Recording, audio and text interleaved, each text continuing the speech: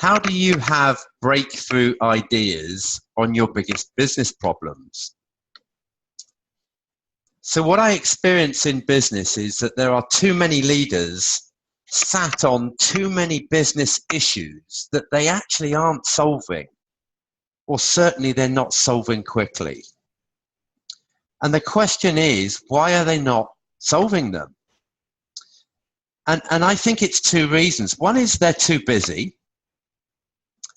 They're so busy with their day-to-day that physically they just don't get around to some of these critical strategic issues.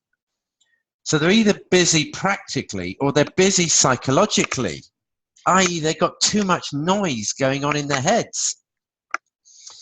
The second reason is that I experience that many executive teams are pretty ineffective in how they discuss, how they debate, how they make decisions on key topics. So the question I've got for you is, how do you have a breakthrough on a key business topic? How do you have a breakthrough? How do you cause transformation? And when I say transformation, I mean transform. So change the form of your business topic. And for me, that comes down to, at a base fundamental layer, that comes down to understanding how your mind works. If you can understand how your mind works, you can transform. And so the only way you can really transform is by shifting the thinking that you're operating from. You might remember that quote Einstein said, you can't solve a problem with the thinking that created it in the first place. We've got to evolve our thinking. And what I see in business is that people are stuck in their thinking. They're stuck in the conditioned thinking that they have about the problem, about their organization, about their peers. So we hear, I can't do this, or we won't do that, or it's just not going to work, and so on and so on. So our work at the Pragma Group is to work with leaders to transform thinking so that they can access another level of quality of thought, fresh ideas, inspiration, insight. So this is a quick, simple video just to give you some simple advice. The first thing I'd say is I'd invite you to notice your thought more. Notice your thoughts separate from it being true or real. Most of the time we live within our thought like it's real. And I invite you to notice it, question it, and challenge everything that you think. Because it's not true, it's not real. And when you start to notice it and challenge it, something else becomes available.